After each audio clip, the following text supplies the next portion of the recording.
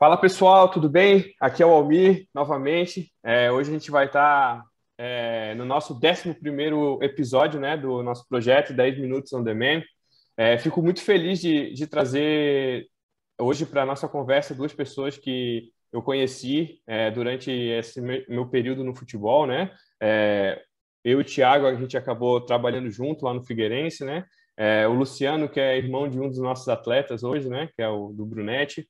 Enfim, hoje eu quero trazer eles aqui justamente para falar um pouquinho sobre uma coisa que às vezes é um pouco até negligenciada, né, dentro do futebol, mas que é super importante, que é a questão da gestão, né? Porque, assim, muitas vezes a gestão é uma coisa que é deixada de lado, mas a gestão da carreira do atleta, né? Não digo só do atleta profissional, né? Isso com certeza é importante, mas eu digo lá do momento inicial da base, né? Que é o projeto de formação, enfim, até para a questão de ajustar um pouquinho a expectativa, para a família ajudar, enfim, a gente tem bastante coisas legais aqui que a gente vai poder estar falando sobre isso e daí depois a gente explora um pouquinho melhor. Mas falar um pouquinho do projeto deles, né?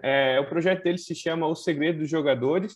É um projeto que iniciou em março de 2019 e ele tem como objetivo principal a orientação relacionada à carreira de jogadores, principalmente nas categorias de base, né? Atualmente, eles já atendem aproximadamente 2.000 famílias, então é um número muito considerável, um marco muito interessante para o período que eles estão desenvolvendo esse trabalho, né? Então, parabéns já de antemão. É um projeto que inicialmente ele foi idealizado pelo pai do Thiago e do Tadeu, né? Milton Cruz, que também foi treinador, enfim, hoje está no São Paulo novamente. E hoje ela é regida pelo Thiago, pelo Tadeu e pelo Luciano, né? Que é o intermediário da CBF e que está junto nesse projeto, né? Entre um dos principais resultados que eles já atingiram, vale a pena ressaltar, é que hoje eles já têm atletas em todos os clubes da Série A e Série B do Campeonato Brasileiro, né? E também, recentemente, tiveram a convocação... Recentemente não, né? Já faz quase um ano, né? Que o atleta de vocês é convocado para a seleção brasileira, né? Então, isso são provas, né? Da capacidade, da condição e dos benefícios que o projeto traz. Então, fico bem feliz de estar podendo trazer isso, até porque a gente é parceiro de trabalho, né? A gente desenvolveu um projeto junto em setembro, né? Que era o treino dos atletas, enfim, dos jogadores. E muitas das pessoas que estão nos ouvindo ou que fizeram as perguntas provavelmente vieram dessa parceria que a gente iniciou, né? Então, fico muito feliz, a gente está conversando. Vou fazer a primeira pergunta, em seguida eu já passo a palavra para o Thiago e para o Luciano para eles poderem se apresentar melhor, tá bom? Já para a gente dar iniciando a nossa conversa, eu queria saber o seguinte: como foi que surgiu essa ideia de criar o programa O Segredo dos Jogadores? Bem-vindo, Thiago, bem-vindo, Luciano. A palavra está com vocês. Obrigado, Almir. Quer começar? Vai você. A ideia surgiu, né, Almir, que a gente percebeu, né, que tinha um grande abismo, né, entre os familiares, né, e a informação aqui no meio e os clubes, né? E esse abismo fazia com que os familiares acabassem, né, por atrapalhar muitos atletas, às vezes não por maldade, mas sim por essa falta de informação, né, e esse distanciamento para os clubes. E aí, consequentemente, acabavam por muitos talentos serem perdidos nesse meio do caminho. Então, a gente falou, vamos levar as informações para os familiares, para muitos atletas, né, não se distraírem, não pegarem caminhos errados, porque hoje a gente sabe que o futebol está cada vez mais precoce. Né? Então, a gente já vê atletas hoje com 7, 8 anos de idade entrando em clubes de base. E quem que vai cuidar de um menino de 7, 8 anos de idade? São os seus familiares. E se os seus familiares não souberem, os meninos vão tomar o caminho errado. Então, essa foi, né, o principal embasamento para a gente começar o projeto. Eu acho que a principal questão realmente foi passar o máximo de informação, conhecimento, conteúdo, educar os familiares, porque muitos familiares precisam dessa educação, pois não sabem tratar, não sabem como conduzir, né, muitas situações. E os familiares, como o Luciano falou, eles são fundamentais na formação de um atleta, né? O atleta ele está ali durante 2 horas do dia dele treinando e o restante é com quem o atleta se envolve, o círculo social dele, as tomadas de decisões que os familiares têm que dar enquanto o atleta é uma criança, o que ele não sabe fazer, qual que é o próximo passo, e o familiar tem que ter isso com ele, de saber qual que é o momento de talvez tirar do futsal para colocar para o futebol de campo, qual que é o momento de talvez trocar de escolinha para uma escolinha um pouco mais exigente, as competições que são as competições mais vistas, que são competições vitrines, para ter a possibilidade desse atleta estar sendo observado ou monitorado por clubes grandes de base. Então, a gente entende que a família ela é fundamental na formação do atleta, né? Principalmente porque a grande parte vem de criança, pré-adolescência, adolescência, e aí começa a se transformar um adulto, né? Então, a família é fundamental nessa formação deles, né? Assim, é bem legal o que vocês falaram agora, até porque essa discussão, ela já é uma discussão bem grande dentro do meio do futebol, e assim, talvez ela não tivesse tão evidente ainda como está nesse momento, acho que principalmente para essa situação dessa parte meio mais precoce da formação, né? Se falava muito mais sobre a formação do atleta, né? Porque o atleta profissional já, né? Que muitas vezes não teve instrução, enfim. E justamente nisso, eu queria entender um pouquinho melhor, a gente quer entender um pouquinho melhor, onde foi esse clique de vocês para focar na formação e não nos atletas que já são formados, né? Que já são adultos, que já são profissionais, que já passaram por esse período inicial, né? Porque, assim, isso foi vamos dizer assim, um linguajar mais popular, né? Foi o pulo do gato, né? Foi o que faz a diferença do projeto de vocês, né? Porque eu, particularmente, não conheço outro projeto que deu foco para as familiares de atletas em formação, né? Conheço várias empresas que fazem isso para pessoas que já são adultos, né? Gerenciar a vida profissional, né? Mas onde que foi esse clique de vocês para poder direcionar essa situação exclusivamente para os familiares de atletas em formação, né? Almir, a ideia partiu, né, pelo seguinte motivo. Hoje a gente sabe que o futebol profissional, né, o atleta não tem tempo para nada, né? Hoje o atleta treina, né, aí tem jogo, aí tem viagem, aí tem que ter o descanso do jogo, já tem outra viagem, já tem outro jogo, ou joga em casa. E o atleta no profissional não tem mais aquele tempo hábil para melhorar, né, deficiências, ajustar, né? E a família em si, né, os familiares, no caso, já não tem mais tanta influência na formação do atleta como tem quando ele é jovem. Então, a ideia de voltar um pouquinho no tempo, na idade desses atletas, é exatamente para poder corrigir antes, né? Então, se a gente corrigir um menino com 10 anos, ele tem até os 18 anos para ele poder aprimorar esse erro e aí sim poder virar profissional. Se a gente for corrigir um menino com 20 anos, se a gente for por 8 anos, né, na comparação, ele vai ter até os 28 anos. Com 28 anos, muitos jogadores já estão mais perto do final da carreira do que do começo, né? Então a gente teve que voltar no tempo, né? A gente teve que voltar no tempo mesmo para pegar lá na raiz do problema. Onde que é a raiz? Não é lá no profissional que o menino tem que aprender a dar o passe, que o menino tem que entender sobre o contrato que ele está fazendo. É lá embaixo, ele tem que ser acostumado, né, desde pequeno, a entender tudo que ele vai percorrer nesse caminho. Até, só se você me permite, só antes de tu falar, Thiago, perdão, o que é bem legal e que acho que faz muita diferença no que tu está falando, assim, Luciano, é justamente aquela situação da competitividade e não se permitir tantos erros, né? Quando tu já está no processo final lá do funil, né? Onde tu já está praticamente formado, né? E não te dá mais essa liberdade de cometer erros que às vezes, nesse momento, até teoricamente se permite, né? Então, essa orientação ela é bem boa justamente nesse sentido, tá? Perdão, Thiago. Não, imagina, eu só ia complementar o Lu, é exatamente isso que ele falou. E o que incomodava demais a gente, assim, era ouvir de muitos familiares que talvez, ou ouvir de muitas pessoas que trabalham dentro de clubes de base falar, putz, aquele jogador tinha um potencial gigantesco, mas a família o atrapalhou, né? Putz, aquele jogador, ele era o melhor jogador, mas não soube conduzir. Os familiares acabaram tomando decisões erradas, precipitadas, não entenderam o momento. Talvez o familiar ele é muito importante para conseguir ter essa conversa, às vezes, com o filho, né? Pô, você não está sendo titular nesse momento? Calma, tenta dar a volta por cima, não precisa mudar de clube, vamos tentar superar essa situação. E muitos talentos acabavam ficando pelo caminho e a gente ouvia que era por decisões familiares. Então, a gente falou, pô, vamos tentar realmente educar, passar a informação, conhecimento necessário para esses familiares, que eles são fundamentais realmente na formação dos seus filhos. Legal, muito legal. E assim, como a gente sabe que a gente trabalha com... Pô, vocês hoje atendem aí aproximadamente 2.000 pessoas, né? 2.000 famílias, né, de atletas, né? Então, isso é um número muito considerável, né? Então, acho que já dá um background para a gente poder tá tirando um pouquinho e entender como é que é essa aceitação em relação ao programa de vocês, né? Isso eu não digo nem só da questão da família, né? Como foi, mas também, tipo assim, como é que o atleta entende isso? Porque eu vejo que muitas vezes os adolescentes, né? A gente já passou por isso, né? Às vezes a gente é um pouco resiliente em relação a ouvir o que os nossos pais têm para dizer, né? Como é que vocês fazem com que essa informação e essa aceitação seja maior dos adolescentes, das crianças que estão participando do programa de vocês, né? Então, ela ficou até um pouco dupla, na verdade, a nossa pergunta, né? Primeiro, em relação a qual que é a aceitação da família, né? E também como é que essa informação faz para chegar até os atletas, né? Que às vezes essa informação ela não chega com tanta clareza quanto é de vocês, né? Que estão nesse ambiente, inserido nesse ambiente do futebol, né? Bom, Almira, a aceitação, né?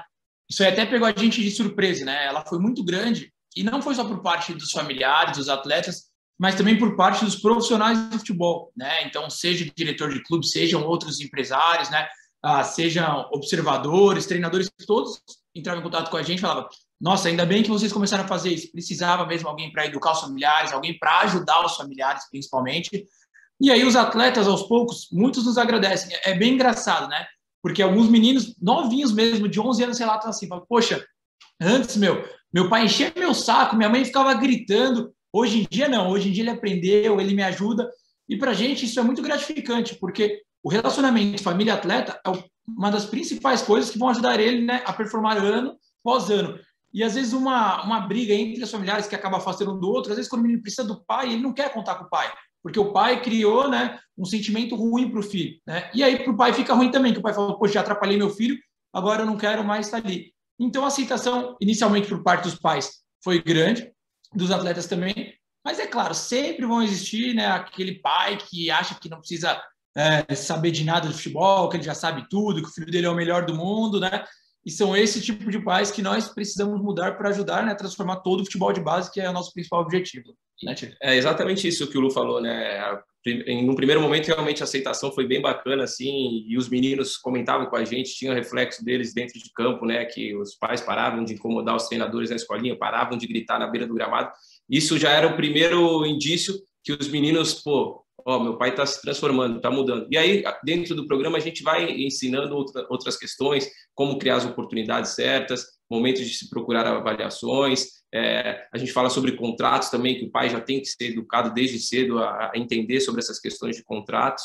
E foi mais ou menos nessa linha, né? Teve uma grande aceitação, tanto de parte de clubes, outras pessoas que trabalham no futebol, como empresários, e as famílias e as crianças também.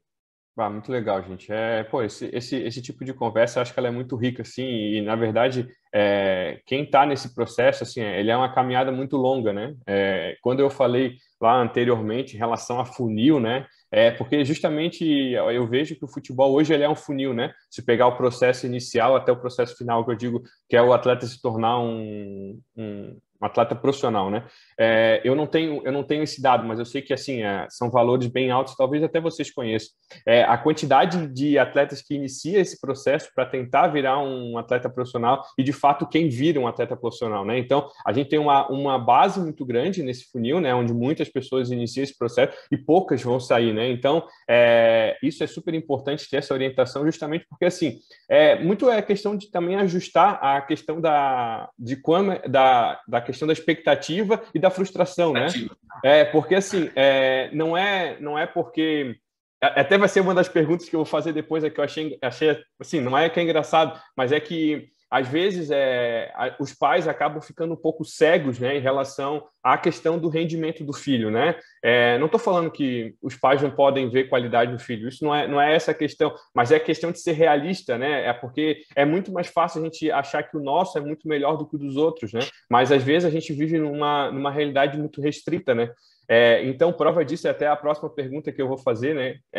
Que é voltada para algumas coisas em relação à forma de peneira, de o momento de começar a escolinha que os filhos vão fazer, porque são todas ações que são importantes que os pais tomem com uma qualidade bem acertada, né? Então, nesse quesito, nessa questão, a primeira pergunta que eu tenho em relação é a seguinte: a pessoa que mandou tem um filho de 10 anos que se destaca na escola e o professor disse que deveria levar para um clube. O que vocês indicam que ela faça? Leve para um clube, né? Se ele é o atleta que mais se destaca na escola, né? É legal que ele busque já uma primeira avaliação, já tenha um contato para que ele se depare realmente com o nível de clubes de base, né? Poxa, calma aí, realmente aqui o nível é muito elevado, vou ter que tentar fazer uma avaliação num clube de menor porte ou de um porte menor ainda. Então, né, como o Lu falou, o futebol realmente, a gente não pode esconder isso, está cada vez mais precoce. Então, o menino que está entrando na base com 10, 11, 12 anos, já tem outros meninos que estão em categorias de base de clube grande que iniciam ali com 7, 8 anos. Então, querendo ou não, ele estaria 2 anos, 3 anos atrás daqueles meninos que já vêm fazendo sessões de treinamento, já está acostumado com a metodologia de treino do clube, já sabe o que o clube exige, o que o clube pede. E aquela questão do DNA do atleta, quanto mais cedo ele chega no clube, vai se enraizando nele e as transições de categoria acabam sendo mais fáceis daquele atleta que entrou depois, né? Que talvez possui alguns vícios, talvez não tenha tido tantas sequências e estímulos de treinamento que os outros tiveram anteriormente. Então, acredito que com 10 anos, o atleta se destacando em alguma escola, escolinha, projeto, ele já deve começar a procurar avaliações. Até para reforçar e ser bem direto, né, Almir? A verdade é uma só.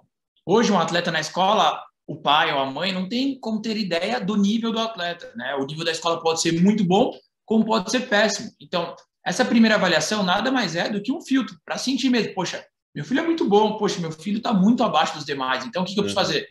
Tá bom, então eu tenho que sair do nível da escola porque para a escola ele está pequeno. Então vou dar o próximo passo, que talvez seja uma escolinha, talvez seja um projeto de alto rendimento, né? Ou um clube menor, como o Thiago falou. Mas aqui está pequeno para mim, só que aqui ainda está muito longe. Então eu tenho que ir degrau por degrau. Entender o nivelamento, né? Se colocar dentro da realidade, né? Saber se posicionar, né?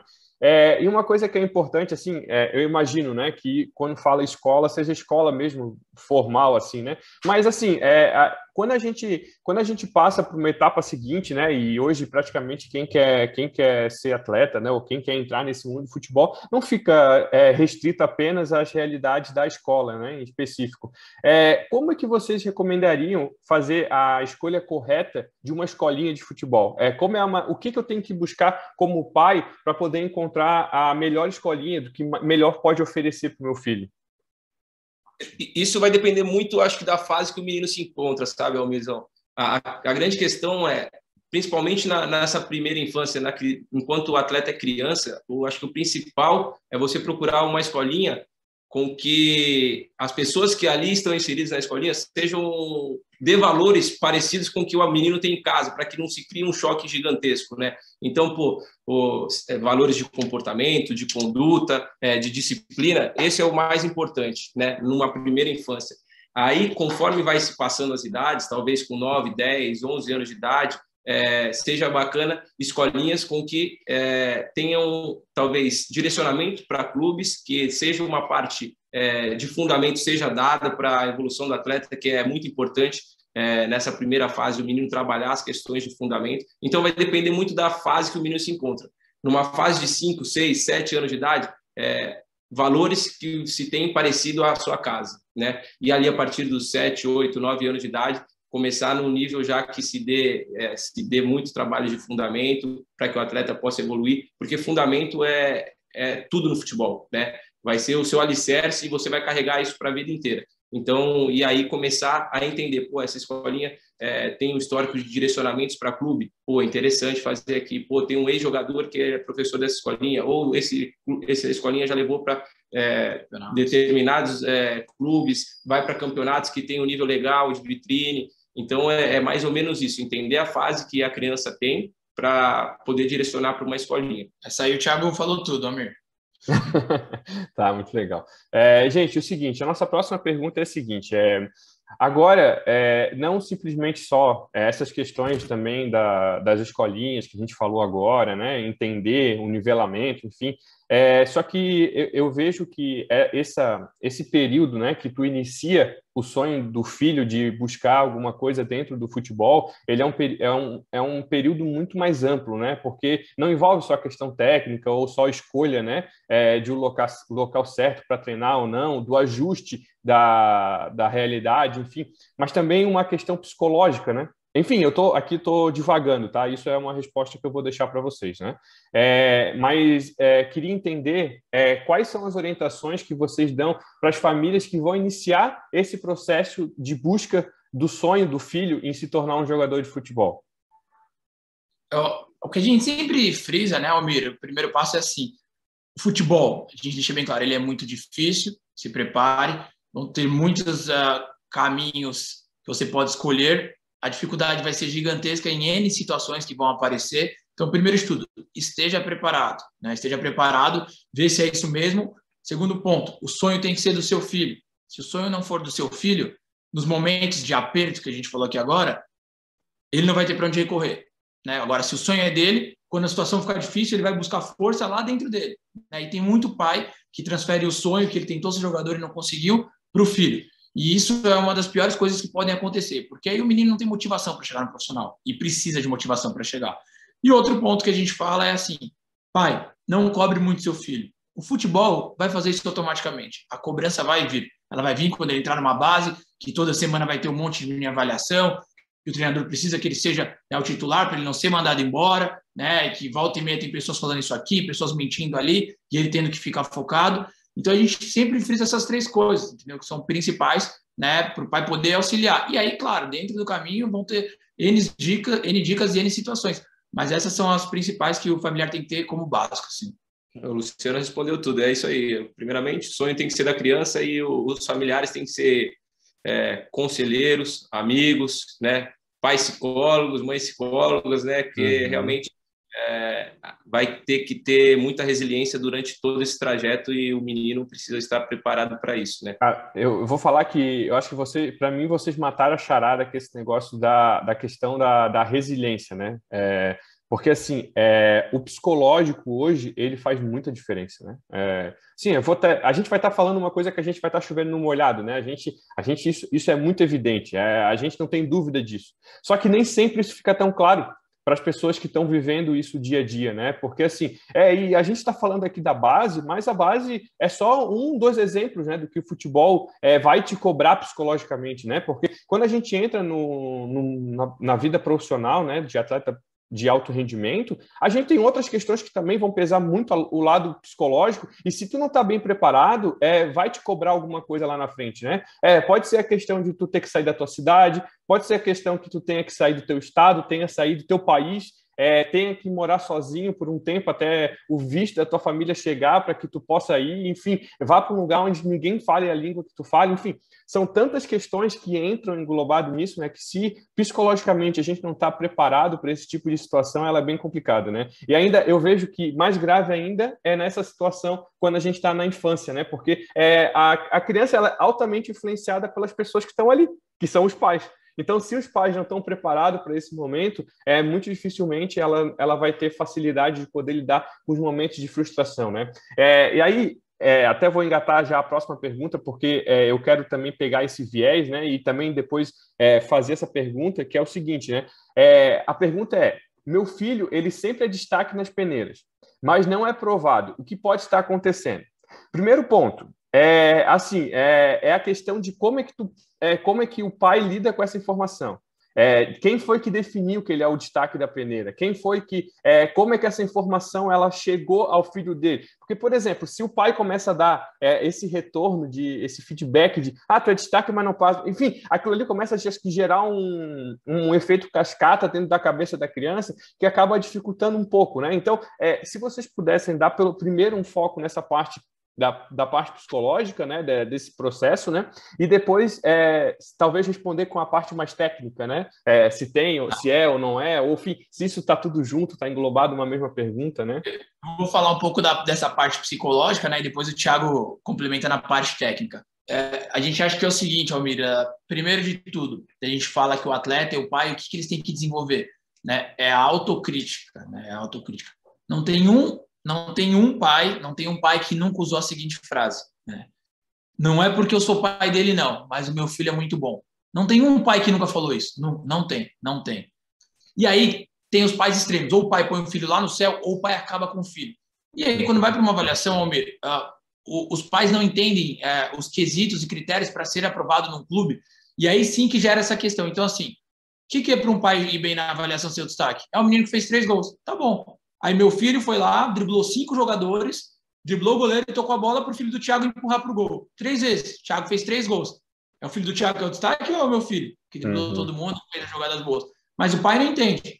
E aí o pai às vezes acha que uma jogada do filho dele foi boa, mas ele teve uma tomada de decisão totalmente errada. Mas às vezes o outro menino consertou a jogada e acertou. Então o pai não entende que em uma avaliação vão ter vários critérios para o filho dele ser avaliado, né? Que não é só a questão dele fazer uma boa jogada e aí o pai fala, pô, meu filho deu 3 canetas. Caneta não serve de nada no futebol de hoje em dia.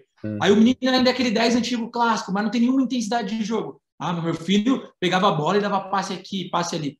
E aí tem que entender as questões técnicas, que eu vou deixar o Thiago entrar direitinho aqui, que os clubes avaliam quando tem essas avaliações peneiras, né? Enfim. Legal, eu acho o principal, né? Um atleta, para ele chegar ao ápice e estar sempre evoluindo, ele tem o que o Luciano falou, uma autocrítica boa, né? Um atleta que não tem uma autocrítica, ele não consegue evoluir, porque ele acha que aquela partida ele foi bem, aquele jogo ele acabou com ela, no treinamento ele foi o melhor, e aí ele não consegue evoluir, porque ele não consegue ver o que ele precisa evoluir, né? Então, em momentos de avaliação, né, a gente sempre fala, ó, um atleta, como você falou, a questão mental, né, do psicológico, né? O menino, para ele ir para uma avaliação, ele precisa estar confiante, né? O nível de confiança dele, ele precisa estar elevado, né? E para se ter uma confiança num dia de avaliação, você precisa vir treinando, né? Tem muitos pais que falam, pô, meu filho vai ficar 2 semanas parado porque ele vai ter uma avaliação. Não, né? A sua semana tem que ser parecida com se fosse a semana de um jogador de base, porque você vai estar 2 semanas parado e aquele menino já tem meses e meses que está numa rotina louca. E aí, para você dar um passe, você precisa estar sempre treinando passe. Para você finalizar, você precisa sempre estar treinando finalização. Para você estar bem condicionado fisicamente, você tem que estar treinando praticamente todos os dias, né? Então, o nível de confiança que o atleta precisa chegar numa avaliação é muito importante, né? E para isso precisa da prática, né? Então, e aí durante uma avaliação, pô, meu filho foi bem, mas foi reprovado. Tentar entender o atleta, né? Porque essa comunicação muitas vezes não é para o familiar, é diretamente para o atleta que está lá no dia da avaliação. O atleta tentar entender o que é deficitário nele, o que deixou a desejar perante aqueles outros meninos que estão na peneira ou perante aqueles meninos que já são parte do grupo, né? Então, ele falou, pô, eu preciso melhorar a minha intensidade de jogo, realmente os jogadores da minha posição são jogadores de melhor nível que o meu. Calma aí, o que eu faço? Pô, volto para casa, repenso nas minhas decisões, não consigo jogar nesse nível. Pô, vou para um clube de uma estrutura menor ou uma estrutura média, porque eu não consigo. E aí, entrando talvez num clube de médio a pequeno porte, tendo sequência de treinamento, tendo estímulos, desenvolvendo, ganhando confiança dentro desses clubes, aí você começa a traçar a sua carreira, né? Então, a autocrítica do atleta, ela é fundamental num dia de avaliação, numa resposta negativa. Ah, legal, muito bacana. Em relação às questões de avaliação, né, tem uma pergunta que ela é voltada para o seguinte, né? Meu filho tem 13 anos e já participou de algumas peneiras, mas ele não foi aprovado por ser muito novo.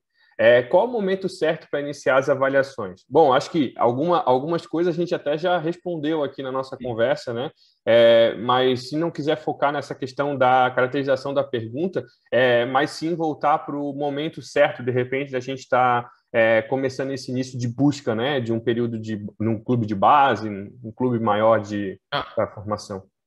Almir, a gente falou aqui, né? Falou que hoje em dia o futebol está cada vez mais precoce. A gente vê atletas do nosso programa de 7, 8 anos sendo aprovado no Grêmio, sendo aprovado no Red Bull, né? Então, se nessa idade já existe avaliação, já existe peneira, já existe clube, por que não você levar, né, o seu filho para essas avaliações, né, nessa idade? Só que aí, o que você tem que entender, né, Almir, ou familiar que está acompanhando aqui a gente? Você tem que entender o momento do seu filho. Às vezes, com 8 anos, teu filho não está pronto para uma avaliação. E aí, se você queimar a etapa, né, você vai frustrar ele e ele não vai mais ter interesse, talvez se desinteresse pelo futebol. 13 anos, com todo o respeito, hoje em dia não é mais novo no futebol. Com 13 anos, tem meninos que já vão estar numa categoria de base há 5 anos. Você acha que seu filho vai estar melhor que um menino que está 5 anos treinando no mais alto nível, né, com aquela pressão, com aquela competitividade? Seu filho até pode estar melhor que alguns, mas não melhor que a maioria. Em alguns aspectos, seu filho vai estar falho, e principalmente cru, com essa falta de experiência. Hoje eu estava conversando aqui com o Thiago, caramba, a gente queria jogar hoje em dia. Está acontecendo agora simultaneamente, né?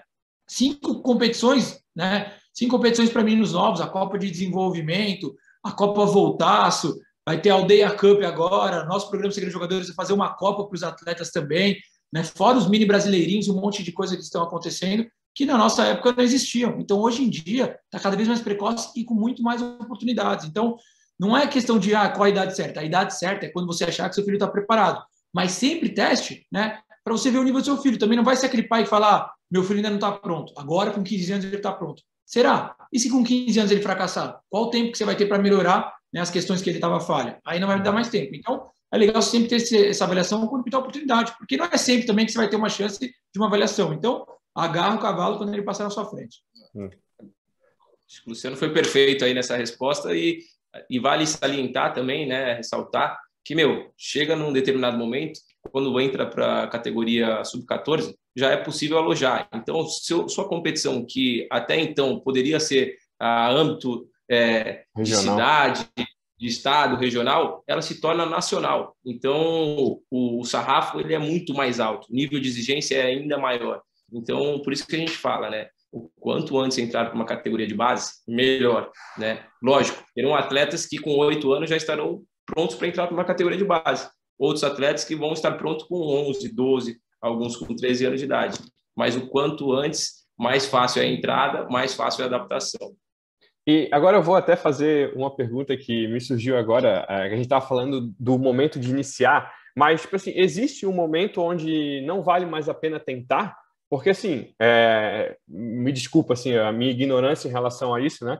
Mas por exemplo, a gente escuta às vezes atleta falando que não participou de base, virou profissional. Eu sei que às vezes são outliers, né? São pessoas que são fora da curva, né? Que não seguem o mesmo padrão do que é o normal. Não vai ser a maioria que vai acontecer isso, né? Mas, por exemplo, o Luciano falou dos 15 anos, que talvez seja tarde, né? Não vai ter mais tempo para poder fazer esse processo, enfim. 18 anos seria muito tarde para a gente começar a tentar um processo de... Enfim, eu usei 18 anos, mas pode ser uma outra idade que vocês acham mais coerente, né? Não, o que a gente pode ter como filtro aqui, né, não é que tem uma idade limite. É claro que, poxa, se o menino nunca jogou em nenhuma categoria de base e ele for tentar com 19 anos entrar, ele vai ter que ser, né, muito fora da casinha, muito diferenciado mesmo, né? Porque os outros, aquilo que a gente falou, já estão há tempo na frente. O que a gente fala no programa, a entidade conselho é o seguinte: se o seu filho já está no sub-17, no sub-20, né, sub-15 ainda às vezes tem algumas oportunidades, mas vamos usar o sub-17 e sub-20, e nunca jogou nenhuma categoria de base, não adianta você bater na porta do Internacional, não adianta você bater na porta de um Flamengo, você bater na porta de um Corinthians, de um Santos, de um Palmeiras, de um São Paulo. Não adianta você tentar procurar os times grandes depois da cidade para ser sua primeira avaliação. Por quê? Nessa idade, os times grandes já mapearam todos os atletas, eles têm departamento de captação, eles participam de várias competições, eles já sabem qual é o nível e o perfil deles, eles querem atletas pontuais, né? Pode ser que seu filho seja visto, sim, por uma avaliação interna e seja convidado nessa idade, se ele for visto num campeonato, mas não é uma avaliação que você vai achar do nada, conseguiu uma avaliação lá no Palmeiras agora com 18 anos, porque meu amigo conhece o diretor que falou com não sei quem. Vai lá, a chance do seu filho passar é mínima, existe a chance? Existe, mas é mínima. E aí, o que a gente recomenda? Vai para um time menor, né, onde as oportunidades vão ser maiores. Tem muitos clubes no Brasil, muitos clubes legais, com camisa que o seu filho vai poder jogar, estar numa vitrine boa, e aí sim ser convidado para um time grande, talvez ir certo, ou para uma avaliação. Certinho? É exatamente isso, né? Tem que ter o discernimento de entender, né? Um menino que nunca jogou numa categoria de base, tentar se tornar jogador de futebol com 18 anos, 19, é muito difícil, né? A gente não pode esconder isso, né? É igual você falou, existem casos, sim, mas são exceções das exceções das exceções. Não tem como se trabalhar com a exceção da exceção. Pô, o menino foi visto jogando no campeonato de várzea com 21 anos, e aí ele foi para um clube menor. Putz, isso aí, para acontecer, vai ser um em trocentos que existirão, entendeu? Concordo com vocês. E aí agora, até a gente talvez tenha que voltar um pouquinho no que a gente estava falando, mas em relação aos processos de aprovação e reprovação, né? Como lidar com a frustração quando existe uma reprovação, né? Eu sei que isso não é um processo que acontece só após a aprovação ou a reprovação, né? Isso é uma coisa que tem que ser construído, né? Mas como que se lida com esse processo de frustração do filho? Por exemplo, 1, 2, 3, 4 reprovações, e aí como é que consegue manter o filho motivado para poder continuar buscando esse sonho, né? No futebol, para ser bem sincero, Almirzão, vocês vão ouvir muito mais não do que sim durante toda a carreira, né? Então, acho que esse é o principal ponto que você tem que passar para o filho, né? São poucos aqueles atletas que vão para uma avaliação e conseguem passar nessa avaliação e aí permanecer a carreira inteira ou toda aquela trajetória de base naquele mesmo clube, né? Então, é entender que o futebol é de muita dificuldade, muita resiliência, a parte mental tem que ser muito bem trabalhada, né, pelos familiares, principalmente, né, e aí chega um determinado momento que a gente viu com o avanço do futebol, foi se dando muita importância para a parte psicológica, né, tanto é que todos os clubes hoje que têm o certificado de clube formador e todos os clubes profissionais, né, de Série A, Série B, têm a parte do departamento de psicologia. Então, tentar passar isso para o atleta, que vai ter que lidar com frustração, né, em casos de reprovações, em casos de dispensas, mas fecha-se uma porta, podem abrir tantas outras, né, e tentar não levar isso pelo lado negativo. Legal. Pode falar, Luciano, perdão. Não, pode falar, Mir. Não, eu já ia até fazer outra pergunta, mas pode complementar, por favor. Pode ser, eu complemento a próxima, então, manda ver. Até porque a próxima, ela até tem um link em relação a isso, né? Porque, assim, tem uma pergunta que foi... Na verdade, eu acho que deve ser recorrente, deve ter acontecido em vários momentos agora nesse período de pandemia, né? Até por causa da questão de alguns clubes terem fechado por algum momento a categoria de base, enfim. Mas aconteceu o seguinte, a pergunta é qual? O filho da pessoa foi mandado embora, né? Foi mandado para casa quando começou a pandemia, né? Que teve o fechamento lá das categorias de base. E agora, quando estavam retornando, disseram que o filho não precisaria mais voltar, que não tinham mais interesse de contar com o filho, né? Então, passou esse período todo da pandemia, teoricamente com esse vínculo, e na hora de poder voltar, não voltou. E, pelo que parece, isso desmotivou bastante o filho dele em continuar nessa rotina, né? Então, explica para a gente como é que ele pode fazer para ajudar a motivar novamente eles a encontrar um novo clube para o filho deles. Primeiro de tudo, Almir, né? O que provavelmente pode ter acontecido foi uma coisa que a gente veio avisando durante a pandemia. Muitas oportunidades vão surgir. Os clubes estão parados. Vocês em casa não podem ficar igual aos clubes. Vocês têm que treinar, vocês têm que se preparar. Você tem que, às vezes, achar um campinho aí no bairro e ir se preparando. Não sei se foi o caso dessa família, se teve mudanças no clube ou não, mas muito provavelmente eles ficaram relaxados em casa e aí, quando voltaram, outros atletas aproveitaram a oportunidade. E teve muitos atletas que não tinham clube, né, e conseguiram, depois da pandemia, clubes, porque os atletas que já estavam em clube se desmotivaram, desanimaram e, vamos usar a palavra, largaram, vamos usar esse termo, né? E aí, esse é o exemplo que eu dou para ela. Se teve atletas que não tinham oportunidade no clube e conseguiram entrar no clube, o filho dela foi dispensado, ele pode ressurgir. Às vezes uma dispensa, ela soa melhor para um atleta, ela dá mais uma motivada para ele, ela acende algo dentro do atleta, do que ele ficar durante anos no mesmo clube ali encostado, joga uma vez, não joga às vezes, vai para o banco, né? Então, isso que a gente falou no começo. O atleta tem que ter aquela paixão dentro dele, aquela motivação, ela parte do atleta. O pai, claro, vai ajudar a falar, filho, é isso, você já passou por isso. O futebol, todos têm que entender aqui, os familiares, ele é uma montanha-russa. Hoje seu filho está aqui, amanhã está aqui, amanhã pode estar aqui de novo, mas a ideia é sempre se manter aqui. Aqueles que conseguem se manter mais em cima da montanha-russa são os que chegam no profissional, ou que estão lá em cima no momento certo, né? Porque as oscilações, elas vão acontecer, são seres humanos, são meninos, são jovens, são atletas, adolescentes, com uma carga de pressão absurda e cobrança. Então, o familiar, né, ele tem que entender isso. Primeiro, que a motivação tem que partir do filho, mas que ele tem que dar um apoio, sim. E aí tem atletas e atletas. Se ele perceber que o filho dele tem problemas realmente psicológicos, de motivação, por N fatores externos que podem acontecer, aí sim, talvez procurar um profissional, né, seja um psicólogo da área, seja um coach motivacional, o que ele achar mais adequado para o filho dele, mas deixar bem claro que o futebol não é a primeira nem a última vez que vai acontecer uma dispensa ou uma negativa por parte de alguém para ele.